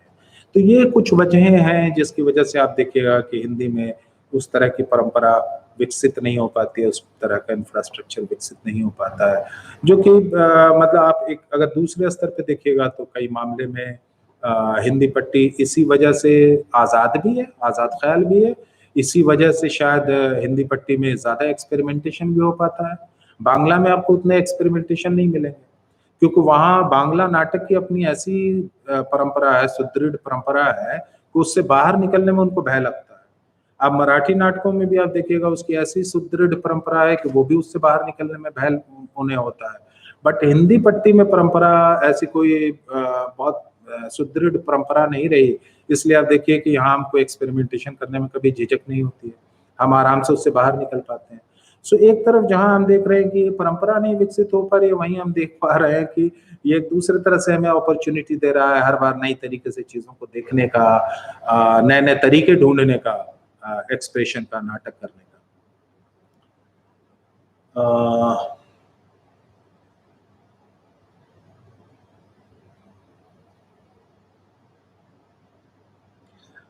प्रशांत कह रहे हैं सर संक्षिप्त में थोड़ा पारसी थिएटर के बारे में बताएं।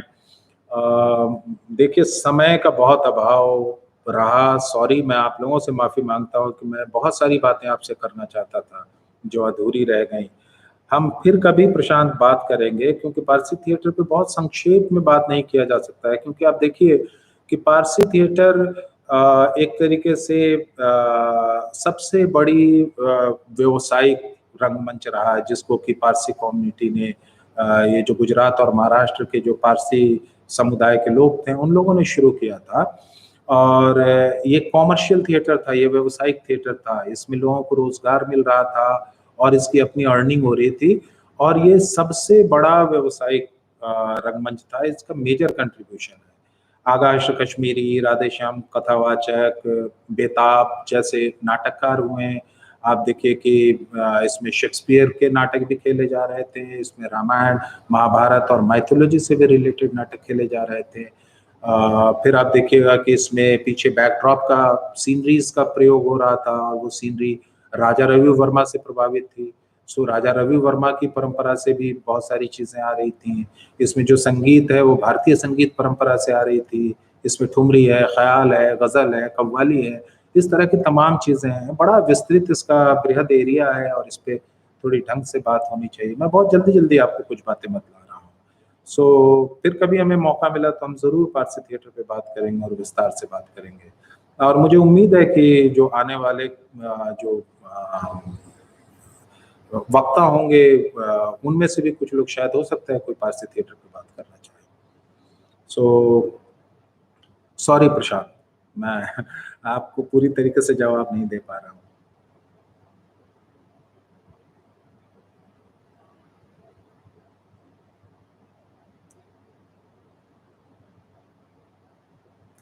Sir please suggest any book for studying history of modern theatre. ये पीयूष कह रहा है। पीयूष, सबसे पहले तो बेसिक से शुरू कीजिए। आदि रंगाचार्य का एक किताब है इंडियन थिएटर के ऊपर, सबसे पहले अगर आप वो पढ़ें। नेमीचंद जैन का किताब है, वो आप पढ़ें। जगदीश चंद्र माथुर की किताब है, वो पढ़ें।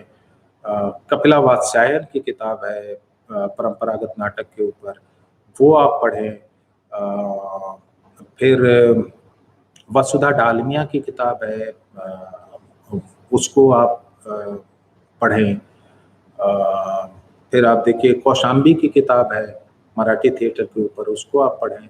ये कुछ बेसिक बुक्स हैं, अगर आप इनको पढ़ेंगे तो थोड़ा सा मॉडर्न इंडियन ड्रामा के बारे में आपको जानकारी मिलेगी।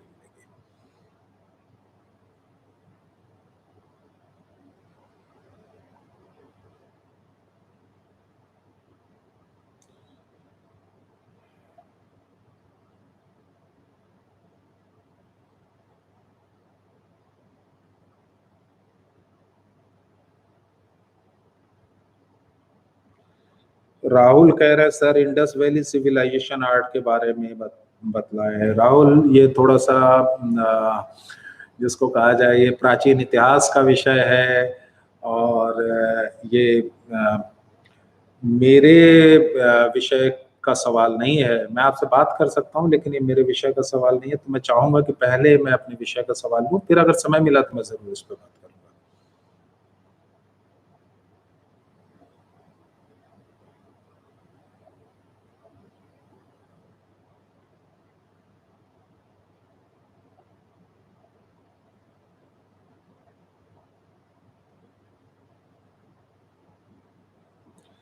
रॉबिन कह रहे हैं what are some essential modern Indian drama that you consider essential for every drama student to read. एक तो आप आज़ादी के पहले के कुछ नाटक आप पढ़िए, जिसमें संगीत सौभद्र है, संगीत शाकुंतल है, जैसे मैंने नील दर्पण का बात किया, विजन भट्टाचार्य के नवान्न के बारे में बात किया। आज़ादी के बाद के नाटककारों में अगर आप पढ़ना चाहते हैं तो धर्मवीर भारती का अंधा युग जरूर पढ़िए। गिरीश कार्नाड के नाटक आप पढ़ें, विजय तेंदुलकर के नाटक पढ़ें, बादल सरकार आप जरूर पढ़ें, महेश कुंचवार पढ़ें, महेश दत्तानी को पढ़ें। कुछ यंग प्ले राइट हैं जो नया लिख रहे हैं, उन्हें आप पढ़ें। ये कुछ एसेंशियल रीडिंग है। बादल सरकार आपको जरूर पढ़ना चाहिए, तेंदुलकर आपको जरूर पढ़ना चाहिए, कार्नाड पढ़ना चाहिए, धर्मवीर भारती पढ़ना चाहिए, मोहन राकेश पढ़ें, भारतेंदु जरूर पढ़ें, जयशंकर प्रसाद पढ़ें।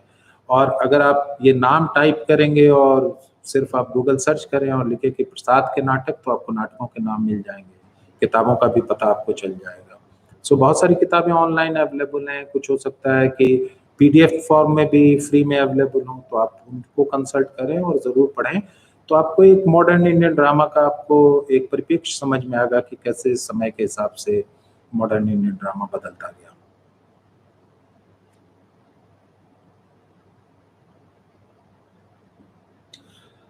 आशीष का सवाल है कि sir please speak on Hindi theatre in last 30-40 years. What are the important moments that shaped the Hindi theater the way it is today? आशीष, मैं चाहता था इस पे बात करूं, अच्छा किया आपने सवाल किया। थोड़ा-सा इस बहाने मुझे बात करने का मौका मिला, क्योंकि जो मेरे 1 घंटे थे, वो तो मुझे पता ही नहीं चला कि मैं क्या बातें करता रहा उसमें, थोड़ा-सा मैं उसी में उलझ करके रह गया। सो अ, आप देखिएगा आशीष कि ये जो पिछला जो 30-40 साल का दशक है, अगर 30-40 साल हम मान लें तो हम 90 से भी अगर हम माने तो आप देखिए कि 2020 चल रहा है, तो लगभग 30 साल होता है, उससे 10 साल पहले। तो आप देखिएगा कि हमारे यहाँ आज़ादी के बाद ना आशीष अ, एक सबसे बड़ा डिबेट था इंडियननेस, भारतीयता का एक बहुत बड़ा डिबेट रहा कि भारतीयता कैसी होगी, भारतीयता को कैसे पहचाना जाए। और भारतीयता की खोज की जा रही थी, जिसमें आप देखिए कि एकेडमीज़ बन रहा है, संगीत नाटक अकेडमी, ललित कला अकेडमी, आप देखिएगा साहित्य अकादमी, और फिर हम देख रहे हैं नेशनल स्कूल ऑफ ड्रामा भी बन रहा है। सो आप देखिए कि नेशनल स्कूल ऑफ ड्रामा जब बन रहा है, आप नेशनल स्कूल ऑफ ड्रामा के अगर आप टैग लाइन को देखिए, तो टैग लाइन क्या है? आंगिकम भुवनम यस्य वाचिकम आहारे चंद्र तारादि। सो ये जो इसका टैग लाइन है, वो नाट्य शास्त्र का टैग लाइन है। सो आप देखिए कि ये जो आधुनिकता देखी जा रही है, भारतीयता देखी जा रही है, ये रंगमंच में भारतीयता की तलाश कहाँ हो रही है? तो हम देख रहे हैं कि नाट्य शास्त्र की परंपरा से हम उस भारतीयता को तलाशने की कोशिश कर रहे हैं, जिसमें किसी तरह का कॉलोनियल हैंगओवर ना रहे। सो हम कॉलोनियल हैंगओवर से बाहर निकलना चाह रहे थे। तब आप देखिए कि इसी भारतीयता की तलाश करते-करते हम अपने जड़ों की तरफ जाना शुरू करते हैं, और फिर आप देखिएगा कि थिएटर ऑफ रूट है, जिसमें आप देखेंगे कि बाबा कारंत, हबीब तनवीर, पणिक्कर जैसे नाटककार हैं। और वहाँ हम देख रहे हैं कि हम फ़ोक एंड ट्रेडिशन की तरफ जा रहे हैं, और वहाँ से हम रूप ले रहे हैं, वहाँ से हम कथानक ले रहे हैं, और आधुनिक नाटक अपने लिए गढ़ रहे हैं। फिर आप देखिएगा कि 80 के दशक में आप देखिएगा कि बंसी कौल, एम के रैना, भानु भारती, इस तरह के निर्देशक हैं। और आप देखिएगा, अगर इन निर्देशकों का अगर आप कंट्रीब्यूशन देखिएगा, तो ये जो तीनों निर्देशकों का मैं नाम ले रहा हूँ, ये हिंदी पट्टी के बड़े महत्वपूर्ण निर्देशक हैं, जिन्होंने एक तरीके से आप समझिए कि झोला उठा करके गाँव-गाँव, कस्बे-कस्बे जाना शुरू किया, शहर-शहर जाना शुरू किया, और वहाँ की मंडलियों के साथ मिल कर के नाटक किया। और आप अंदाज़ा लगा सकते हैं कि उन दिनों संसाधन तो बहुत ही कम होते थे। उस कम संसाधन में नाटक करना शुरू किया। सो इमेंस कंट्रीब्यूशन है भानु भारती, एम के रैना, बंसी कौल ने बाद में रंग विदूषक नाम का अपनी रिपर्टरी चलाई। और आप देखिए कि बंसी कौल ने सबाल्टर्न की बात करनी शुरू की, जो दबा कुचला वर्ग है, उसकी बात करनी शुरू की। Laughter as a protest, laughter जो है वो प्रतिरोध का माध्यम उसको बनाया। और क्लाउन, संस्कृत नाटक में हालांकि क्लाउन जो है वो बड़ा सेंट्रल कैरेक्टर होता था वो, बट आप ऐसे देखिए तो जो क्लाउन है वो भी एक तरीके से फ्रिंज का कैरेक्टर है। आप मुझे विष्णुदास भावे का कॉन्टेक्स्ट याद आ रहा है कि वहाँ क्लाउन जो है उसकी वेशभूषा सबसे खराब कपड़ों की होती थी, जिसके कपड़े जो है पैबंद वाले कपड़े होते थे, जो बहुत ही मिजरेबल लगता था। सो आप देखिए कि बंसी कौल के थिएटर में आप देखेंगे कि एक तरह का आप देखिएगा कि रेजिस्टेंस है, एक तरह का प्रोटेस्ट है, एक तरह का आप देखेंगे कि फ्रिंज की बात उसमें की जा रही है।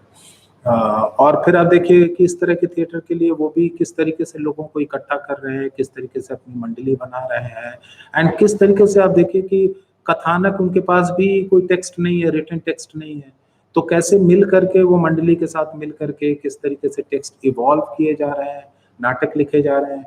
जैसे मुझे याद है राजेश जोशी ने एक नाटक उनके लिए तुक्के पे तुक्का लिखा, वो नाटक भी प्रोसेस के दौरान बना है, प्रोसेस में वो नाटक तैयार किया गया एंड फाइनली उसको राजेश जोशी ने कलमबंद किया। फिर आप देखिए कि 90s के बाद से भारतीय रंगमंच थोड़ा बदलता है, और यहाँ से आप देखिएगा कि एक तरीके से ग्लोबलाइजेशन की शुरुआत होती है, और 2000 आते-आते हम ग्लोबलाइजेशन की तरफ चले जाते हैं। तब आप देखिएगा कि एक तरीके से मल्टीप्लिसिटी आती है नाटकों के अंदर, क्योंकि बाजार जो है वो उसका कोई एक केंद्र नहीं होता है। उसमें मल्टीपल ब्रांडिंग आ जाती है एंड हर ब्रांड दूसरे ब्रांड से टक्कर ले रहा होता है और एक दूसरे को पुश कर रहा होता है। तो एक तरीके से आप देखिए कि बाजार के अंदर पुश एंड पुल है। उस तरह का उसका रिफ्लेक्शन आप देखिए कि नाटकों में भी आना शुरू होता है। और नाटक भी जो है कोई सिंगुलर नैरेटिव का नाटक नहीं हो जाता है, मेटा नैरेटिव आ जाता है, उसके अंदर मल्टीप्लिसिटी आ जाती है। फिर आप देखिए कि धीरे से उसके अंदर टेक्नोलॉजी भी आ जाती है और नाटक बड़ी तेजी से बदलता है। फिर आप देखिए कि 90s में इसमें वुमेन डायरेक्टर्स का बहुत मेजर कंट्रीब्यूशन है। वो अपना एक यूनिक स्वर ढूंढती हैं। तो आप देखिए कि उन्होंने जिसको कहा जाए कि कथानक में नयापन, फॉर्म में नयापन, कहने के तरीके में नयापन, ये तमाम चीज़ें आती हैं। इमेजेस के थ्रू बहुत सारी बातें कही जाने लगती हैं और एक तरीके से औरतें भी लिबरेट होती हैं। औरतों का एक तरीके से एक नया लिबरेशन का दौर भी वो शुरू होता है और उनकी फुटिंग बहुत स्ट्रांग होती है 90 के बाद से।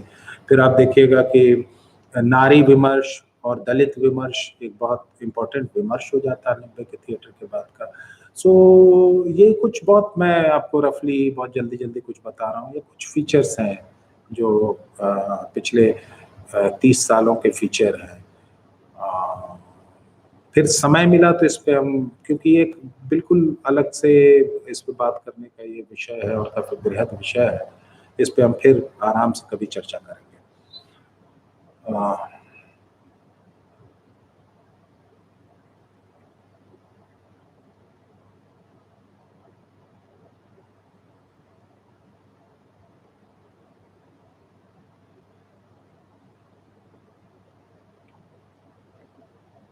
उसके बाद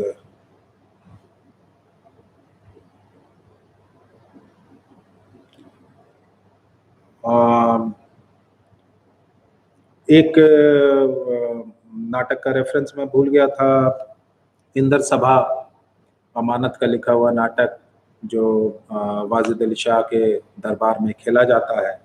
सो कई लोग यहाँ से भी आधुनिक नाटक की शुरुआत मानते हैं। एक बड़ा डिबेट का विषय है कि हम आधुनिकता की शुरुआत कहाँ से माने। जैसे हम कह रहे थे, मैंने शुरू में बात की कि क्वेश्चनिंग, रीजनिंग, बट ये क्वेश्चनिंग और रीजनिंग तो मुझे लगता है कि भक्ति मूवमेंट के दौर में भी थी। सो हम आधुनिक एरा को कहाँ से रीड करें? क्या इसको हमेशा कॉलोनियल चश्मे से देखा जाए या इसकी कोई और रीडिंग हो सकती है?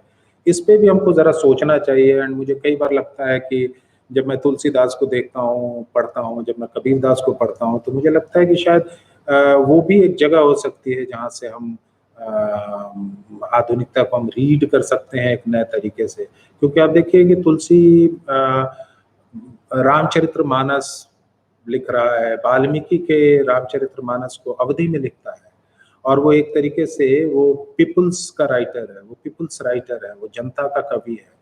और वो एक ये जो रामायण, जो वाल्मीकि का रामायण था, जो संस्कृत में लिखा गया था, जो एक खास वर्ग के हाथों में था, उसको निकाल करके वो जनता को सौंप देता है। तो अगर आप इस तरीके से देखें तो बड़ा रेडिकल काम है, बड़ा आगे बढ़ा हुआ काम है। सो ये एक बड़ा, जिसको कहा जाए बार बार विवाद का विषय है, या आप कह लीजिए कि सोचने का विषय है कि हम आधुनिकता को रीड कहाँ से करें। सो क्या अमानत होंगे उसकी रीडिंग हिंदी में, या भारतेंदु होंगे, या हम फिर भक्ति मूवमेंट के एरा को लें? सो इस पे विचार किया जा सकता है और उसको, उसके मार्कर को एक बार फिर से देखने की जरूरत है कि हम उसको कहाँ से मार्क करें। बट अभी जो हम मार्क कर रहे हैं वो हम मार्क कर रहे हैं बेसिकली, मैं जो इसको मार्क कर रहा हूँ कि एक कैसे एक नया स्पेस आ जाने से पूरे नाटक का ईडीएम बदल जाता है। सो एक प्रोसीनियम के आने से मैं इसको मार्क करना चाह रहा हूँ, क्योंकि स्पेस बदल जा रहा है, स्पेस बदल जा रहा है तो नाटक के कहने का तरीका बदल जा रहा है।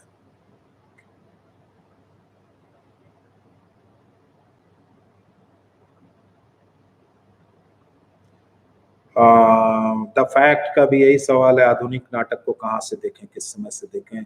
अभी मैं इसी के बारे में जिक्र कर रहा था, गुंजन की नाटक को हम कहाँ से देखें और उसको कैसे रीड करें आधुनिकता को।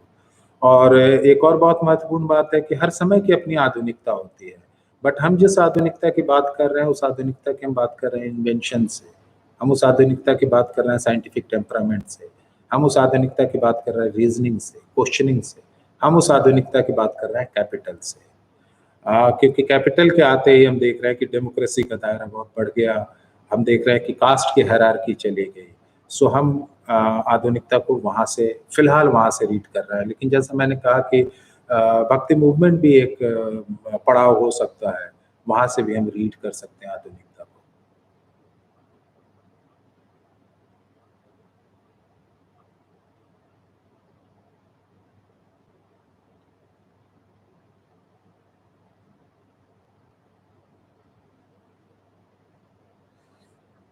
राहुल कह रहे हैं कि नील दर्पण क्या मॉडर्न टूल और कम्युनिकेशन की शुरुआत मानी जा सकती है? राहुल, नील दर्पण से पहले से ही हम आधुनिकता को हम देख सकते हैं, जब बांग्ला भाषा में पहला नाटक खेला जा रहा है, जब लेबदफ खेल रहा है। नील दर्पण को हम प्रोटेस्ट प्ले की तरह देख सकते हैं। नील दर्पण में हम देख रहे हैं, जैसे हम नाटक के बारे में कहते हैं कि नाटक हमेशा विरोध की बात करता है, नाटक हमेशा किसी के अपोजिट में खड़ा होता है। ये अपोजिशन हमको नील दर्पण में दिखता है, ये विरोध हमको नील दर्पण में दिखता है, नील दर्पण में प्रतिरोध है। सो नील दर्पण को हम पॉलिटिकल नाटक की तरह देखें, प्रतिरोध के नाटक की तरह हम ज्यादा रीड कर सकते हैं। आधुनिक नाटक, आधुनिकता के पर्सपेक्टिव से अगर आप देखिए तो तब तो लेबेदेव का नाटक भी बहुत आधुनिक है, जहाँ बांग्ला भाषा में खेला जा रहा है। सो आप देखिए कि उसमें रीजनल, प्रादेशिक आइडेंटिटी की बात है, रीजनल आइडेंटिटी की बात है, रीजन की बात है, अपनी भाषा और उसके प्राइड की बात है। और वो बहुत बड़ी बात है कि हम भाषा के बारे में बात करें, हम रीजनल आइडेंटिटी के बारे में बात करें। सो मुझे तो लेबेदेव का प्रभाव, जो प्रयास है, वो पहला आधुनिक प्रयास मुझे लगता है, जहाँ वो अपने भाषा के स्वाभिमान की बात कर रहे हैं। भारतेंदु भी कहते थे ना, निज भाषा उन्नति है सब भाषा को मूल, अपनी भाषा का उन्नति ही सभी भाषा की उन्नति का मूल है। तो पहले तो अपनी भाषा का प्राइड, तो वो हम देख रहे हैं लेबेदेव के अंदर।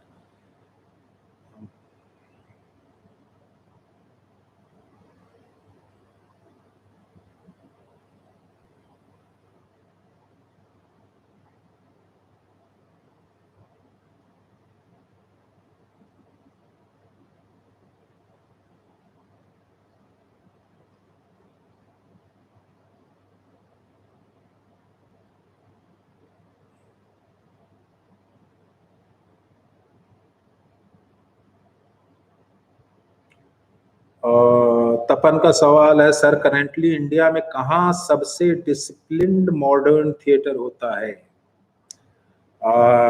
तपन, भारत जो है वो विभिन्न भाषा और प्रदेशों का देश है। यहाँ बहुत सारी प्रादेशिक और भाषाई हमारी पहचान है।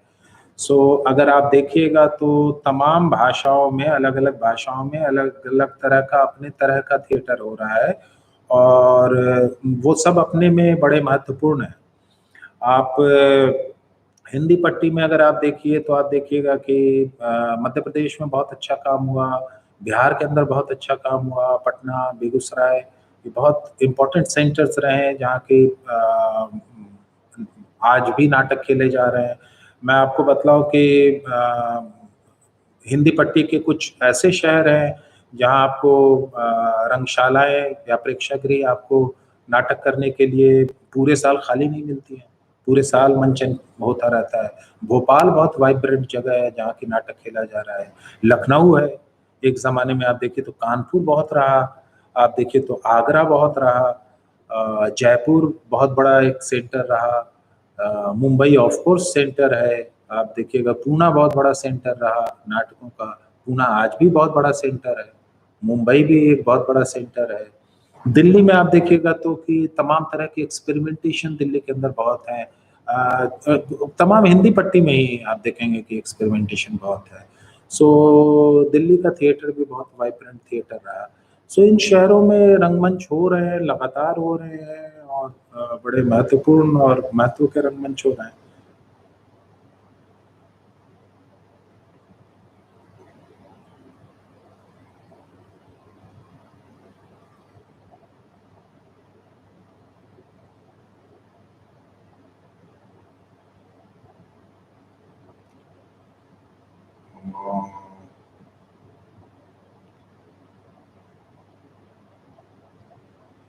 मेरे ख्याल से समय हो गया है।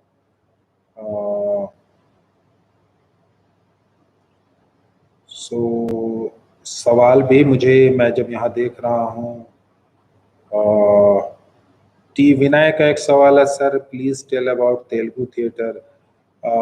विनय, मैं चाह रहा था कि दक्षिण भारत के रंगमंच पे मैं बात करूं, बट समय बिल्कुल अलाउ नहीं किया। सो मैं आपसे माफ़ी मांगता हूं। अगली बार मैं ज़रूर बात करूंगा दक्षिण भारत के रंगमंच पे। एंड तब हम बात करेंगे, तेलुगु थिएटर पे भी बात करेंगे, कन्नड़ थिएटर पे भी बात करेंगे, और मलयालम थिएटर पे भी बात करेंगे। बट अभी के लिए आप माफ़ कीजिए। और मेरे ख्याल से समय हो गया है, तो आप सबका मैं बहुत आभारी हूँ कि आप सबने बड़ी शिद्दत से मुझे 1 घंटे सुना, फिर आधे घंटे मुझे आपके साथ बातचीत करने का मौका मिला। सो आपका बहुत-बहुत धन्यवाद। आपसे फिर मुलाकात होगी। आगे भी वेबिनार का जो हमारा सीरीज़ चल रहा है उसमें बाकी वक्ता भी आएँगे, आप उनको भी सुनिए और अपने दोस्तों को भी कहिए कि वो इसको जॉइन करें। सो बहुत-बहुत धन्यवाद। Thank you. Thank you.